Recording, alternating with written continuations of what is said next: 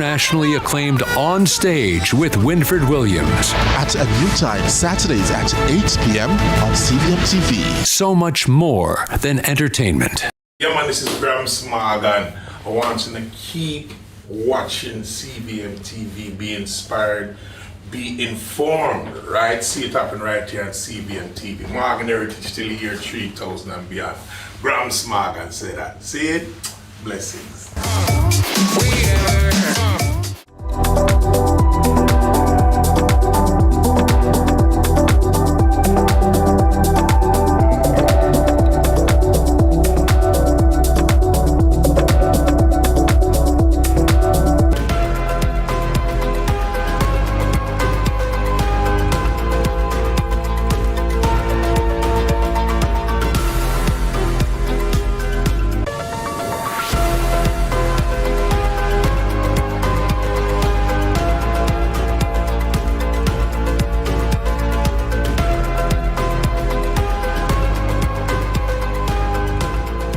Welcome to CVM News at noon. It's Monday, June 30, 2025. I'm Ronaldo Adams. At approximately 4:53 a.m. on Monday, there was a major motor vehicle crash along Washington Boulevard in Kingston this morning has left several people hospitalized. The incident occurred at approximately 4:53 a.m. along the busy corridor, sparking early morning congestion.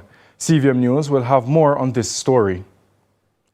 The government is calling on the opposition Senator Donna Scott Motley to apologize for what they describe as, quote, spreading false information, unquote. According to the JLP, Senator Scott Motley had suggested that the government was trying to end the parliamentary term on June 24 to avoid tabling the Integrity Commission's annual report. The report was sent to Parliament last Thursday, June 26, and tabled in the Senate the following day. On Friday, opposition Senator Lambert Brown told the Senate Scott Motley's statement was based on information shared with the leader of opposition business in the lower house, Philip Paulwell, and his government counterpart, Ed Bartlett. Government Senator Marlon Morgan has rebuked the opposition's suggestions in a fiery statement. Saying the accusations are false and misleading. Relatives of 3 fishermen who have not been seen nor heard from since Friday are this evening seeking help in locating their loved ones. While each day adds to their worry, they are prepared to confront the worst, simply demanding closure. Nika Lewis reports. A family in Kingston is holding out hope for 3 of their own fishermen who left for sea early Friday and vanished. I just can't come to the grace that not knowing that my father is not home. His wife is at home right now, trying to cope. We have to be strong for her. His sisters are off, and his brothers are also hoping for the best. Yes, so his children were hoping for the best. So we are here. Here being a place of worry and anxiety, and here being the Marine Division in Kingston, from where she says her father, 71-year-old Leston Duncan Sr., otherwise called Fat Jaw, brother Leston Duncan Jr., also known as Tat, 29 years old, and cousin Kimarley Nelson, also known as Quick, 24 years old, left for sea. They say it was Nelson's first time going out to fish after years of asking. So they went out on the 27th of June, 2025, about 4:30 a.m. in the morning. Where they leave from? Right here at the Marine Police area division. So he normally park over nearer to the fire station side. So upon realizing in the evening that they don't return, the boat was being seen at the usual parking area. Despite their pain, the family heaped praise on the authorities who continue to search for the men. It's understood they commonly fish in the Helsha and Rift Creek areas. When the boat was seen, my stepmother was contacted asking if he was there or So based on that, we become suspicious because my dad would normally come in by between anytime 1:30 to 4 o'clock. And because of not seeing him, we alert the Marine Police and a search was conducted. It's still being conducted by the Marine Police, the JDF and Coast Guard. In JDF Air Wing, so they are using the helicopter along with Coast Guard.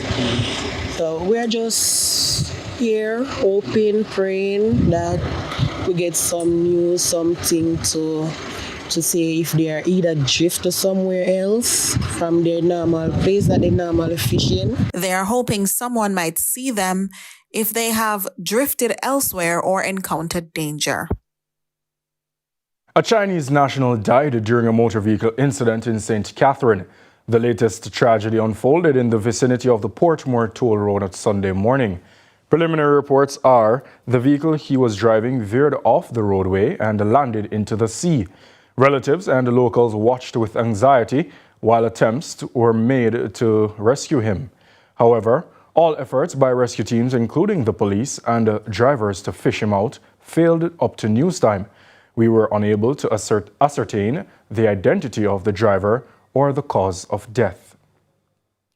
In observance of National Fisheries Day, celebrating fishermen who play a vital role in economic and social aspects of Jamaica, the Minister of Agriculture, Floyd Green, emphasizes that the fisheries sector deserves commendation. Kevin Black reports. We must commend our fishers every single day. It is not an easy job, but it is a critical job. The Agriculture Ministry is celebrating fishermen for their ongoing dedication to serving Jamaicans, even in the face of obstacles. Speaking at the International Fishermen's Day celebration, recognizing fisherfolk worldwide on June 29th, Minister Floyd Green notes Jamaica's fisheries sector has repeatedly made significant contributions to the nation's economy. You know, despite the challenges, and we have had a lot of challenges over the last few years. Last year, our fisheries sector contributed $32.6 billion to our GDP. That deserves a big round of applause. Minister Green says in the past, the nation's fishers did not have a central agency to represent them, an issue which was rectified by the government. He says this was meant to elevate the treatment of fisherfolk. We have decided as a government that our fishers deserve an agency to call their own. We're going to elevate fisheries, move it from a division, make it into an authority, and give it more people to serve our fishers. Chief Executive Officer of the National Fisheries Authority, Dr. Gavin Bellamy, emphasized it is imperative for fishers to engage in sustainable practices. He explained that the preservation of the sea and the coral reefs will ensure that they readily have a supply of fish for sale and consumption. And this is where all the fishers around the island, we are asking you, and we know you do it, respect the fish sanctuaries, don't fish in them, don't allow any stranger to go and fish in them. Because that is where you're going to get more fish from. Minister Green informed that the National Fisheries Authority, NFA, has seen a significant increase in registered fishers through their online licensing system called IRFINS. He says that the government is actively working to simplify the process to get even more fishers registered in the near future. Saying now that we're moving with the times, and now that we have our IRFINS platform, and as I say, you can stay at your house and sign up. We're going to embark on a project this year that we're going to be working with the Universal Service Fund to bring free Wi-Fi to our fishing beaches, so that ultimately you can stay at your fishing beach and do everything you need to do on the platform. The minister is encouraging fishers to press forward in their craft despite the challenges they oftentimes face. Kevin Black, CVM News. Amid growing national concern over gender-based violence, a call is being made for men across Jamaica to break their silence. Director of the Victim Services Branch at the Ministry of Justice, MOJ, Dion Dawn Binns, is urging males who are victims of abuse or emotional trauma to speak up and seek help. Speaking this morning on Sunrise, Law and Order, Binns reminded viewers that the MOJ provides free and confidential support through its Victim Services branch. Culturally, men are not the ones to come and sit down with a counselor to talk about their problems. Exactly. Right? And you know all the stigma and the things that can go along with that. But we try to encourage persons. Our doors are open to everyone. We see men, women, children. It doesn't matter your age group. Our doors are open to you. And I want to tell them also that our services are free. Free of cost. Yeah, all the programs that we provide, free of cost. The Ministry of Justice has ensured that all persons can access the services that we have to offer. People's National Party General Secretary Dr. Dayton Campbell has asserted that the governing Jamaica Labour Party privatized the National Housing Trust, NHT's loan function. He has also alleged that the JLP removed the preferential rate for some beneficiaries. Everybody can go down to NHT right now, because this government has taken the NHT portfolio and given it to the private banks. Banks are in the business of making money. And therefore, when you go to get a loan now from NHT, all sort of fees, because the banks are in the business of making money.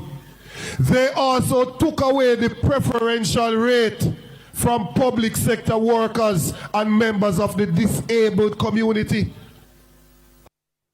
He was speaking at the Frome Divisional Conference in Westmoreland. The Jamaica Labour Party's area council on Sunday at a meeting in Fletcher's Land, West Kingston, declared its readiness for the upcoming general elections. Member of Parliament for Western Kingston, Desmond McKenzie, urged the supporters to work towards securing a third term for Prime Minister Andrew Holness. He noted that instead of quarreling, government ministers continue to speak positively about the Prime Minister's leadership. He also described the JLP as a party of action, one that he expressed remains focused on the needs of the poor. Here's a portion of what was said. They have spoken about the goodness of the Jamaica Labour Party under the leadership of Dr. Andrew Michael Holness. They're not here to quarrel. They're not here to tell lies. But West Kingston, we grew up knowing one thing. One thing we were taught by the late Edward Siaga. The hotter the battle, the sweeter the victory. This is a party of performance. This is a government that is committed to the poor. We care about the poor.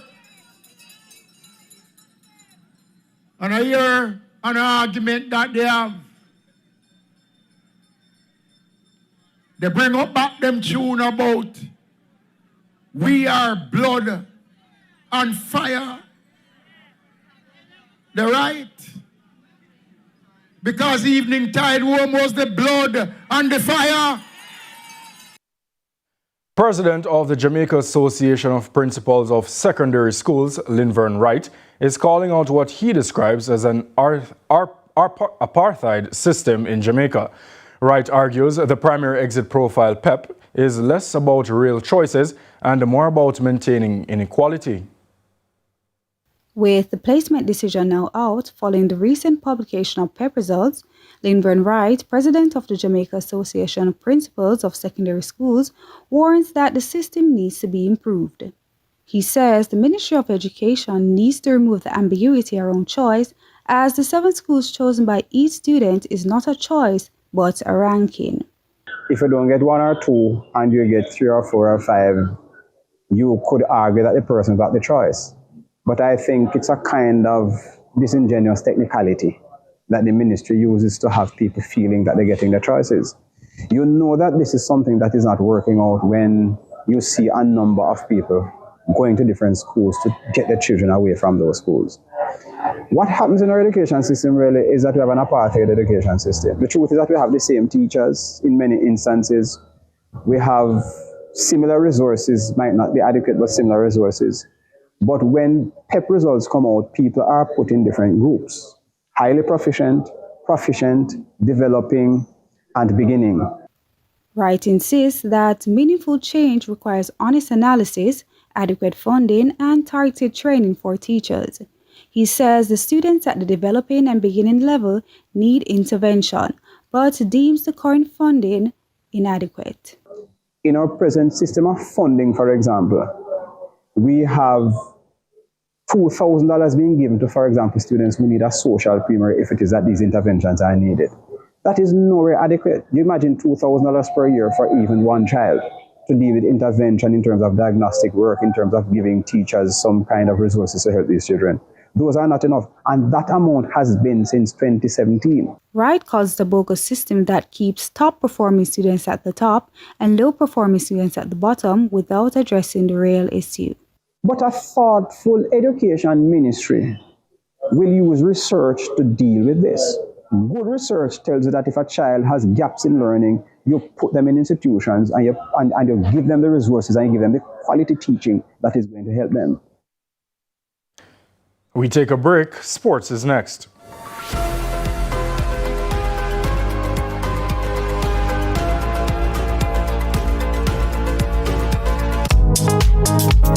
Attention registered voters! Remember to collect your renewed voter ID card before the upcoming general election. If you registered to vote in 2016 or after and did not get your new ID card, it may have been automatically renewed. Simply visit your EOJ constituency office to collect your voter ID card. Contact the Electoral Office of Jamaica at 888-991-VOTE or 922-0425-9 for more information. The time by Subaru is 12:15. Ready, tech, grow. Business is fast, easy, flexible, and cost less. Oh, entrepreneurs, let's go digital.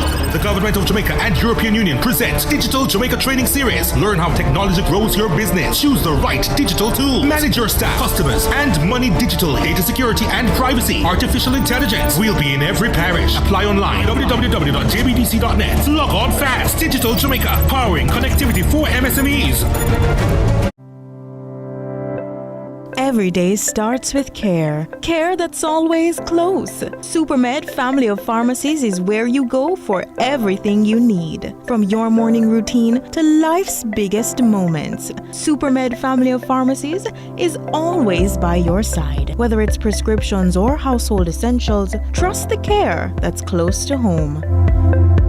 Super happy, super healthy, Supermed.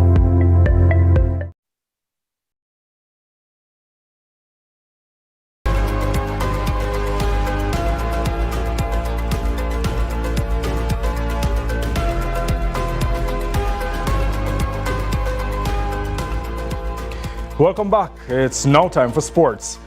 England's women put on a goal fest at Leicester's King Power Stadium, crushing Jamaica 7-0 in a dominant Euro 2025 warm-up on Sunday. Despite the blowout, however, Reggae Girls head coach Hubert Busby remained upbeat, highlighting growth and